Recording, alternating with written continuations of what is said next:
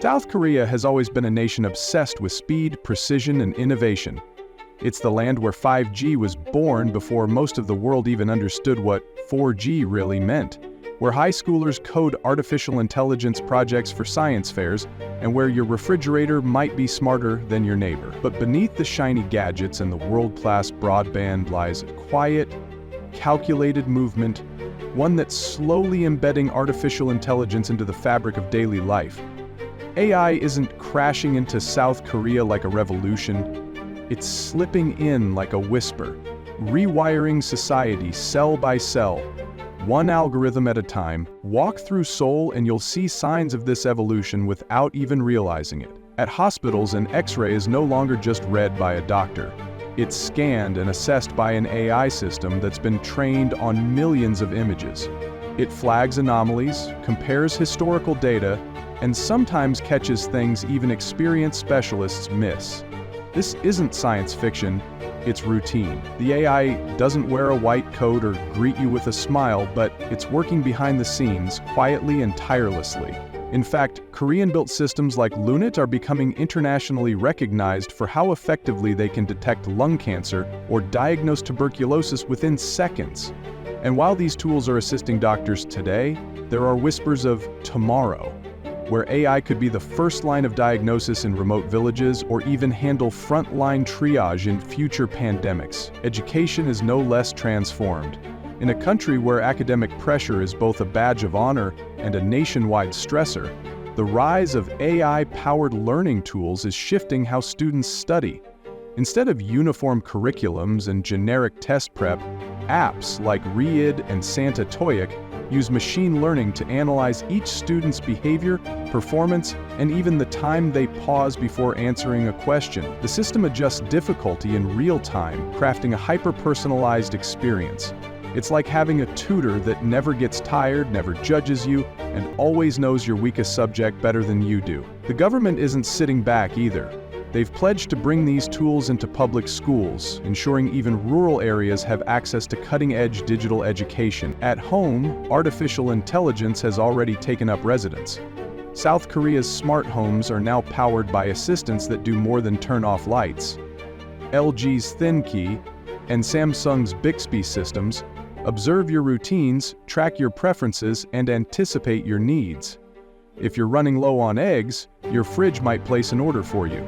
If you forgot to switch off the stove, it'll do it before your house burns down. Even your mirror might offer skincare advice using facial recognition and skin condition analysis. It's not just smart tech, it's surveillance with a helpful face. You don't need to be rich to live in a smart home in Korea, you just need to be plugged in. In retail, AI is starting to shape the economy with near-invisible precision. Walk into a latte department store or browse Shinsegae's online platforms and you're engaging with systems that don't just track your clicks, they interpret them. Prices adjust based on demand. Promotions change based on weather, mood, or location. Virtual shopping assistants, backed by natural language processing, recommend products not just because they're trending, but because they match your unique pattern of behavior. It's as if your digital shadow is out shopping with you, whispering to the algorithm what you didn't even know you wanted. The world of entertainment, arguably South Korea's most influential export, has already started experimenting with AI in ways that blur the lines between creator and machine. Some K-pop labels are beginning to use AI to analyze fan engagement, predict viral moments, and even co-write songs. Virtual idols, like the members of Eternity, are fully AI-generated performers who don't age, don't sleep, and don't suffer scandals. They interact with fans via live streams, post selfies generated through neural networks, and release tracks that were composed in part by algorithms. They're not just experiments, they're pulling in real fans and real revenue. For a generation raised on avatars, the line between virtual and authentic is growing irrelevant. Meanwhile, in the workplace, AI has become an invisible coworker. In offices across the country, emails are being summarized by machine learning, meetings are scheduled by AI secretaries, and customer service chats are answered instantly by bots that never lose their temper. At large corporations like Samsung and Hyundai, AI systems manage supply chains, optimize logistics, and even suggest improvements to product design. Far from replacing workers en masse, AI is quietly trimming the fat, taking over repetitive tasks and allowing employees to focus on strategy, creativity, and innovation. But even this subtle shift raises questions.